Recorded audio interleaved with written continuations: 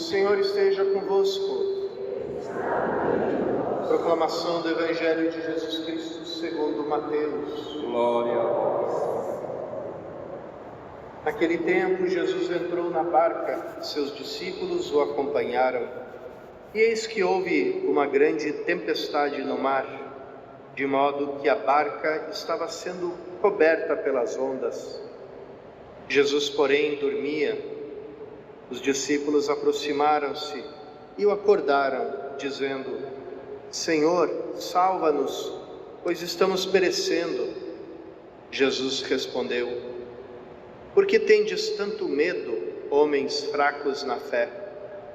Então, levantando-se, ameaçou os ventos e o mar, e fez-se uma grande calmaria. Os homens ficaram admirados e diziam: Quem é este homem, que até os ventos e o mar lhe obedecem? Palavra da salvação. Glória a vós, Senhor.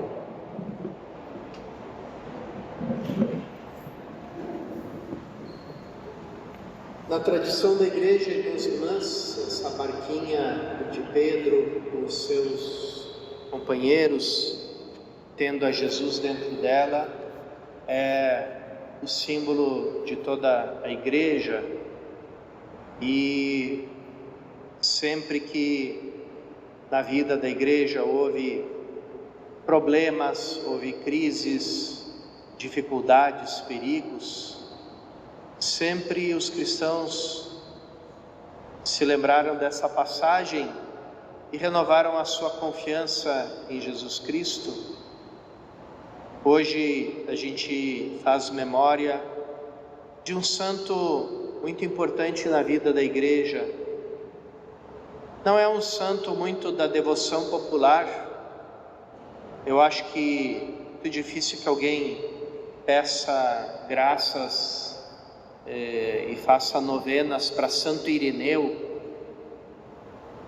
Aliás, eu acho que eu nunca conheci nenhuma igreja com o título de Santo Irineu, paróquia Santo Irineu. Seria bonito se tivesse. Por isso, ele é daqueles santos que a gente é atendido na hora quando reza, porque a fila é pequena, né? Ninguém recorre a esse santo. Santo Irineu viveu a vida toda dele basicamente no 2º século. Foi discípulo de um outro grande bispo e mártir como ele, São Policarpo. E São Policarpo, por sua vez, tinha sido discípulo do próprio São João Evangelista. Então, digamos que Santo Irineu é quase como um neto em matéria de doutrina, de sucessão apostólica, quase como um neto de São João. Viveu ali, bem pertinho da fonte. Na época de Santo Irineu, havia grandes perigos. A igreja era perseguida, não somente pelo Império Romano, e fazia mártires lá pelas tantas. Os imperadores renovavam aquela proibição de ser cristãos, e perseguiam, prendiam, matavam todo mundo que se dizia cristão, como depois vai acontecer com o próprio Santo Irineu. Mas esse não era o único perigo. Existia um perigo ideológico na época, que era chamado a gnose. Gnose era uma tentativa de reescrever ou reler toda a doutrina da igreja, a tradição dos apóstolos, segundo um outro princípio estranho àquilo que foi entregue por Jesus aos apóstolos, depois pelos apóstolos a toda a igreja. A gnose era uma doutrina dualista e promovia uma separação radical entre a matéria e o espírito. portanto, a primeira coisa que ela fazia era negar a encarnação do Filho de Deus, ou seja, o fato que o Filho eterno do Pai assume a natureza humana. O Verbo se fez carne e habitou entre nós, como diz São João. E São João, mesmo nas suas cartas, ele alerta aos cristãos: todo aquele que nega que Jesus veio na carne, esse é o anticristo. Então, a ideologia da gnose é a ideologia do anticristo, aquele que nega a vinda de Cristo entre nós, e a realidade do corpo de Cristo. A gnose, ela faz um caminho paralelo com a história da igreja, e ela existe até os dias de hoje. Existem grupos, crenças, instituições de caráter gnóstico. De certo modo, toda a nossa cultura atual, ela tem uma marca muito forte da gnose, dessa separação e dessa negação da matéria e negação do corpo. Pensem, por exemplo, nessas coisas que a igreja se debate hoje em dia, como o aborto, a ideologia de gênero. Em todas elas existe uma negação do corpo, existe uma mensagem de que o corpo é irrelevante e que o corpo, de certo modo, é um adversário, é um limite que deve ser desprezado e deve ser superado. Existem muitas manifestações na nossa cultura do desprezo do corpo, porque mesmo que o corpo, de certo modo, seja cultuado na sua forma, na forma perfeita do corpo, isso já no fundo é uma própria negação do corpo, porque se procura que o corpo se despersonalize e obedeça a um padrão, como se o corpo fosse uma coisa, como se ele fosse um produto, como se ele fosse algo manipulável, e não como aquilo que ele é, ou seja, a manifestação da pessoa, a epifania da pessoa, o rosto de cada um. Você não tem um corpo, você é corpo. Ele constitui a tua identidade. Ele é único e irrepetível, porque você é único e irrepetível.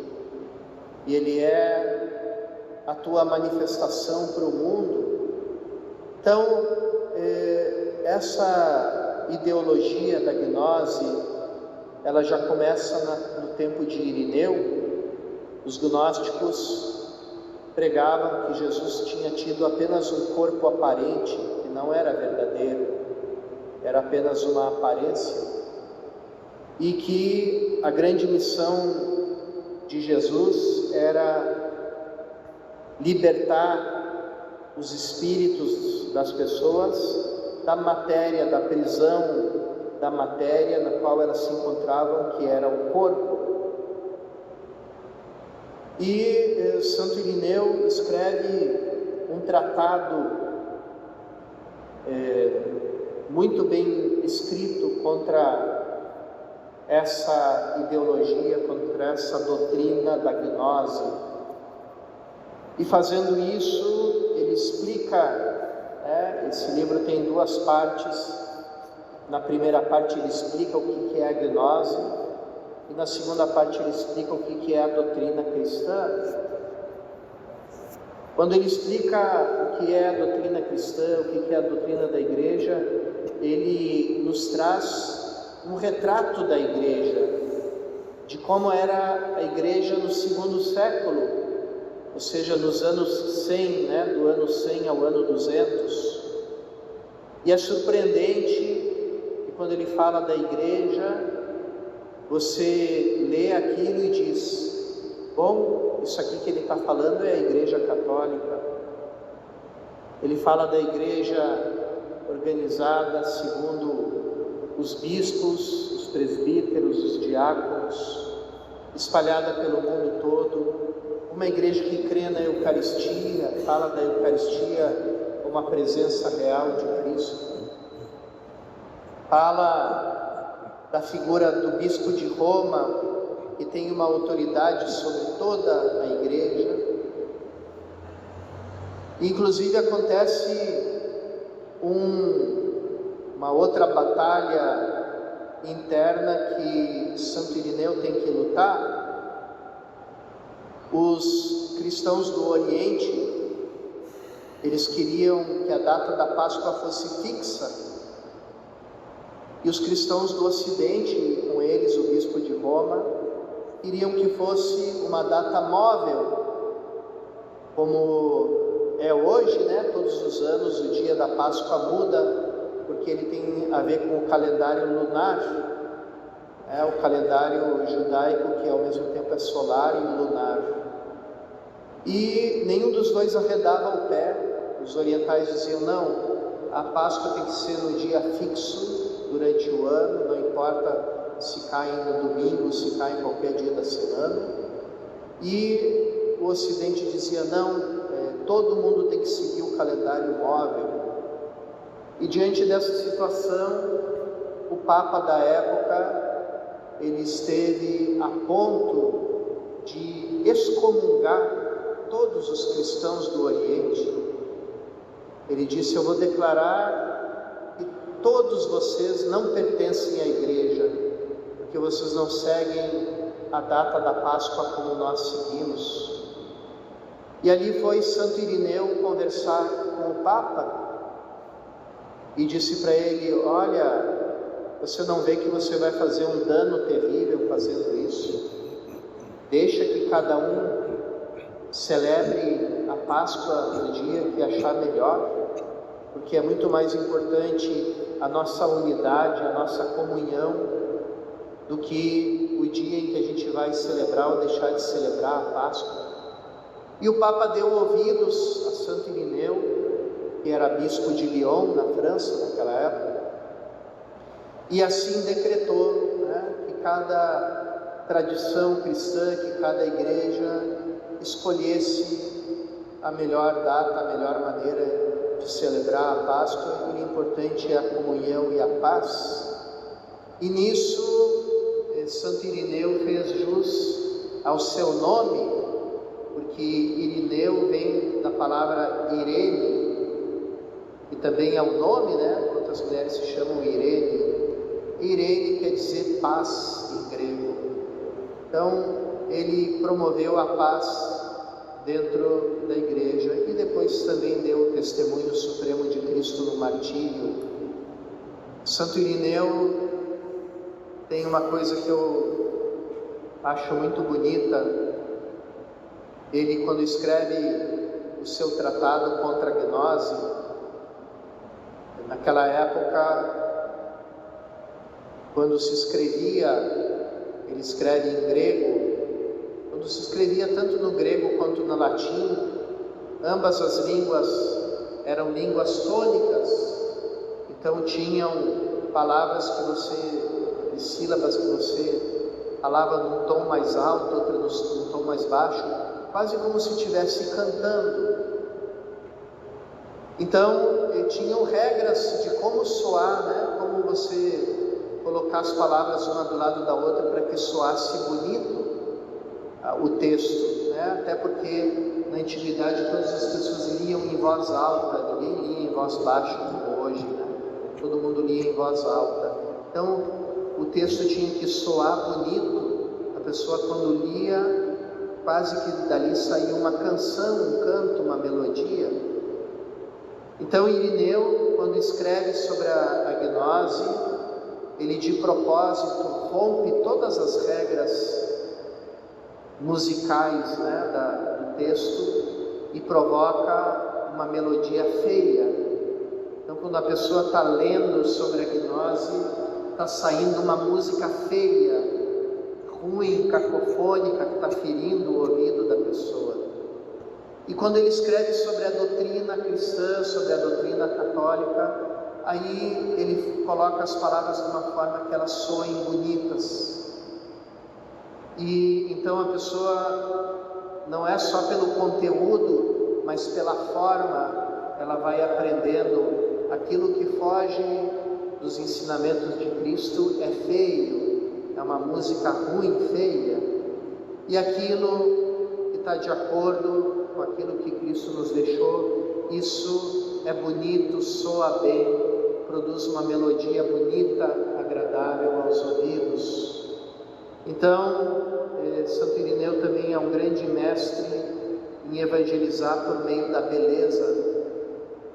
É uma coisa que, de certo modo, a igreja perdeu nos últimos anos e está tentando recuperar. Que as coisas da fé não sejam só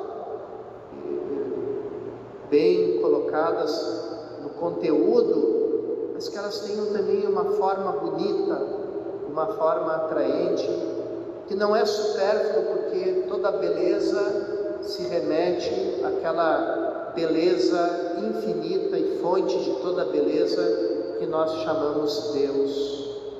Então, tudo aquilo que é belo, de alguma forma, nos leva, nos conduz a Deus. Vamos pedir nessa Eucaristia, por intercessão de Santo Irineu, que ele nos ensine essa beleza da nossa fé, para que a gente possa viver ela com alegria e testemunhar ela aos nossos irmãos.